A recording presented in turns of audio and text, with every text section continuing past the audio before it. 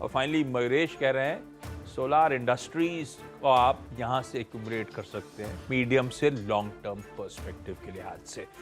और सोलार से याद आया वीरू, वो जो नोएडा के ट्विन टावर का ब्लास्ट आप देखने गए थे ना वहाँ दिल्ली में, एनसीआर नोएडा में, उसमें जो एक्सप्लोजिव्स यूज हुए थे वो सोलार इंडस्ट्रीज के ही थे।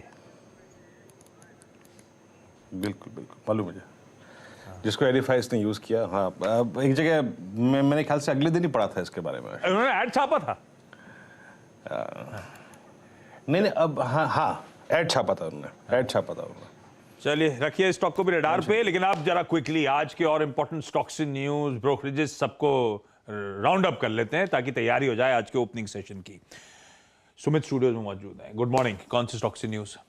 देखिए स्टॉक्स इन न्यूज में ज्यादा आज बढ़िया तो फंड एक्शन आपको दिखाई पड़ेगा। आज कई सारे नाम शामिल हैं, उससे शुरू करें। चलिए उससे शुरुआत कर लेते हैं। तो जो अच्छा दिख रहा है पहले वो दिखा देते हैं। हाँ, तो आज बढ़िया फंड एक्शन आपको दिखाई पड़ेगा। इसमें पिछले 3 दिनों में काफी ज्यादा फंड बाइंग होते हुए दिखाई पड़े। तो शुरुआत करूंगा मैं JSW स्टील के साथ, जहां पे LIC ने एक नोटिफिकेशन दिया है कि उन्होंने करीब 2% स्टेक जो है वो JSW स्टील में और बढ़ाया है। 5% के आसपास का स्टेक था, इसे बढ़ा के वो 7% पहुंच गया है। और ये अगस्त 3 से लेके सितंबर 1 की ड्यूरेशन में JSW स्टील में LIC की तरफ से हिस्सेदारी बढ़ते हुए दिखाई पड़ी है। तो आपको LIC के ऊपर नज़र बनाकर रखनी होगी, यहाँ पर कुछ फेरबदल होता हुआ दिखाई पड़ा है। एक बढ़िया ब्लॉक हुआ है डोडला डेयरी का, जिसके अंदर कई सारे नाम आपको शुमार होते हुए दिखाई पड़ेंगे। लेकिन व्हाइट ओक कैपिटल ने करीब 0.25% हिस्सा जो है वो खरीदा है। रफली 1 सितंबर को हिस्सेदारी खरीदी गई है। इसके अंदर इस सूची में अगर आप और बहुत सारे नाम शामिल करना चाहेंगे तो बहुत सारे नाम आए हैं, जिसके अंदर Morgan Stanley 1.96 crore, Steinberg India करीब 15 lakh, new mark capital 2.74 crore और प्लूटस वेल्थ करीब 8 करोड़ शेयर इनकी तरफ से लिए गए। तो 8 लाख शेयर तो इनकी तरफ से लिए गए, माफ कीजिएगा। तो ये सब नाम हैं जो कि इस पूरी ब्लॉक के अंदर पार्टिसिपेट कर रहे हैं, जिसमें से एक व्हाइट ओक कैपिटल ने करीब 0.25% हिस्सा जो है वो खरीदा है। इसके अलावा PVR, जहाँ पे सोसाइटी जनरल ने करीब 3,23,158 शेयर खरीदे हैं। 1861 रुपये के दाम पर ये ब्लॉक हुआ है। तो PVR के ऊपर भी आप ध्यान रखेंगे। हालांकि ये बंद अपने इस भाव के नीचे हुआ, लेकिन इस पर भी नजर रखी जा सकती है। एक ACC में लास्ट डील हुई है, इसमें मॉर्गन स्टैनली ने करीब 9,41,000 शेयर खरीदे हैं। 2,290 रुपये के दाम पर यह ब्लॉक हुआ है। तो ये भी उसी दाम के आसपास बंद होता हुआ दिखाई पड़ा जो कि एक ब्लॉक इधर हुआ था। इसके अलावा NCC, जहां पे प्रमोटर एंटिटी ने करीब 65 लाख प्लेज शेयर छुड़ाए हैं। महिंद्रा लाइफस्पेस एक नाम और मिस हो गया था, जहां पे ICICI प्रूडेंशियल ने करीब 31 लाख शेयर रफली 2% इक्विटी को ओपन मार्केट से बेचा है और होल्डिंग 7% से घट के 5% के आसपास महिंद्रा लाइफस्पेस में आते हुए दिखाई पड़ी है। और आखिरी में मैंगलोर केमिकल, जहां पे GB सिक्योरिटीज लगातार दूसरे दिन यहां पे स्टेक ले रहा है। 7.5 लाख शेयर खरीदे गए हैं। ये खरीदे गए हैं 130 रुपए पर शेयर पर और 2 सितंबर को खरीदारी है। तो ये सभी शेयरों पर आपको नजर रखनी होगी। स्टॉक बदल दीजिए, मंगलम सीमेंट नहीं, मैंगलोर केमिकल्स का स्टॉक दिखाइएगा, वो रखिएगा आप अपने रेडार पे। ठीक है, ये स्टॉक्स देखते हैं खुलने के बाद मैं स्क्रीन पर ऐड कर लिए, जो रिएक्शन आएंगे तो एक्सपर्ट से इस पे बातचीत। बाकी की कौन से स्टॉक्स इन न्यूज? अच्छा, बाकी की खबरों में आज पहले तो तमाम शाहपुर जी पालून जी ग्रुप कंपनीज के ऊपर आपको नज़र रखनी होगी, जहां पे वीकेंड पे एक दुखद समाचार, जहां पर साइरस मिस्त्री साहब का जो निधन हुआ कार एक्सीडेंट में मुंबई अहमदाबाद हाईवे पर, तो उसका एक नीजक रिएक्शन शायद बाकी शाहपुर जी पालून जी ग्रुप कंपनीज के ऊपर आता हुआ दिखाई पड़ेगा। तो 3 कंपनी जिसमें यूरेका, फोर्ब्स एंड कंपनी और गोकक टेक्सटाइल, ये 3 कंपनियां जो कि उनके लिस्टेड स्पेस में, इनके ऊपर आपको नजर रखनी होगी। उसके अलावा M&M फाइनेंशियल, जहां पर जो कंपनी ने एक अपडेट दिया है, अपना मंथली अपडेट, उस मंथली अपडेट के लिहाज से अगस्त 2022 में ये बात उन्होंने साफ की कि एक तो बहुत पॉजिटिव मैक्रो एनवायरनमेंट देखने को मिला, एक बहुत ही बढ़िया सिनेरियो रहा है, जिसके मद्देनजर डिसबर्समेंट साइड पर 3,740 करोड़ का आंकड़ा है, जो कि YOY बेसिस पर करीब 75% की ग्रोथ दिखा रहा है। YTD बेसिस पर भी जो डिसबर्समेंट का नंबर है 17,150 करोड़ रुपए के आसपास का है, जिसमें 104% की ग्रोथ इस YTD बेसिस पर देखने को मिली है।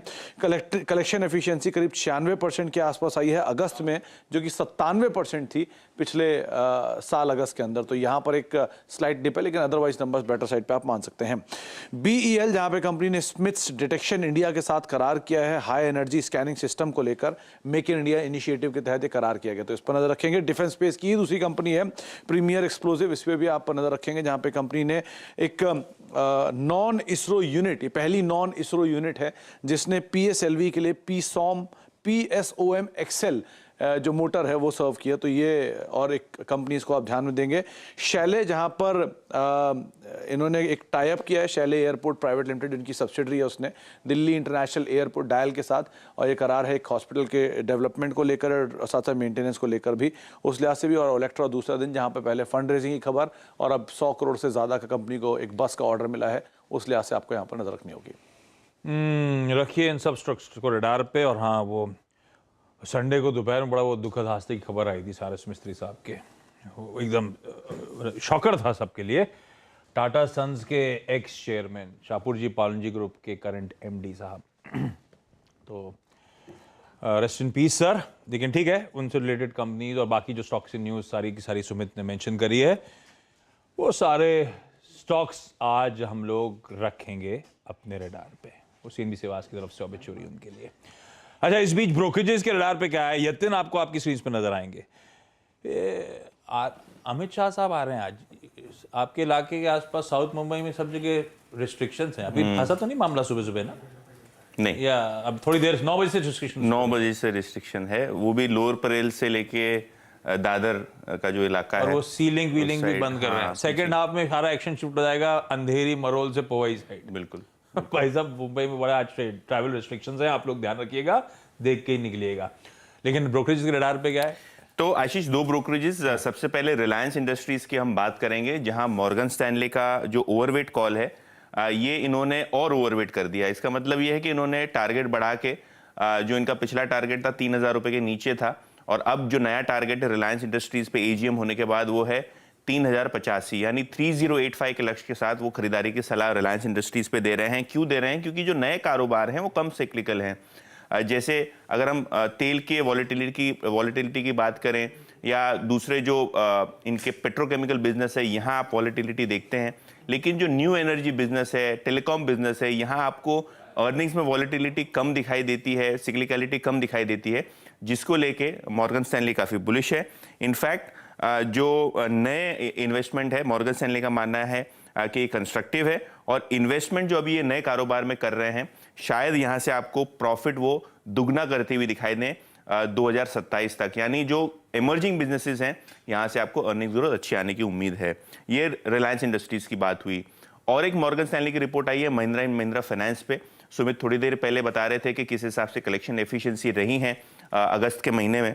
अगर हम मॉर्गन स्टैनली की बात करें तो 225 के टारगेट के साथ ये ओवरवेट है। ऑब्वियसली लगभग 7-8% की अपसाइड इनको करंट मार्केट प्राइस से लगती है। इनको लगता है कि जो डिसबर्समेंट्स और कलेक्शन एफिशिएंसी है अगस्त के महीने में काफ़ी स्ट्रांग रही है। इनफैक्ट स्टेज 2 लोन्स, यानी जो ग्रॉस एनपी नेट एनपी होते हैं, ये क्वार्टर ऑन क्वार्टर बेसिस पे स्टेबल या घटे हैं, जिसके कारण मॉर्गन स्टैनली को लगता है कि स्टॉक यहाँ से बेहतर कर सकता है। बढ़िया। रिलायंस और एमएनएम फाइनेंशियल्स को रखिए रडार पे, ब्रोकरेज के रडार पे दोनों स्टॉक्स आज आते हुए। अच्छा, मैं वीरू के हॉट स्टॉक्स पे जाऊं उससे पहले एक और चीज कंप्लीट कर ली जाए, वो है प्राइमरी मार्केट्स का एक्शन जो वापस पिकअप हो रहा है। आज से तमिलनाडु मर्केंटाइल बैंक का आईपीओ खुल रहा है वेडनेसडे तक, 500 से 525 रुपए का प्राइस बैंड। सारी डिटेल्स स्क्रीन पर जाएंगे, इस पे समय वेस्ट नहीं कर रहा। हेम सिक्योरिटीज से आस्था जैन जुड़ती हुई।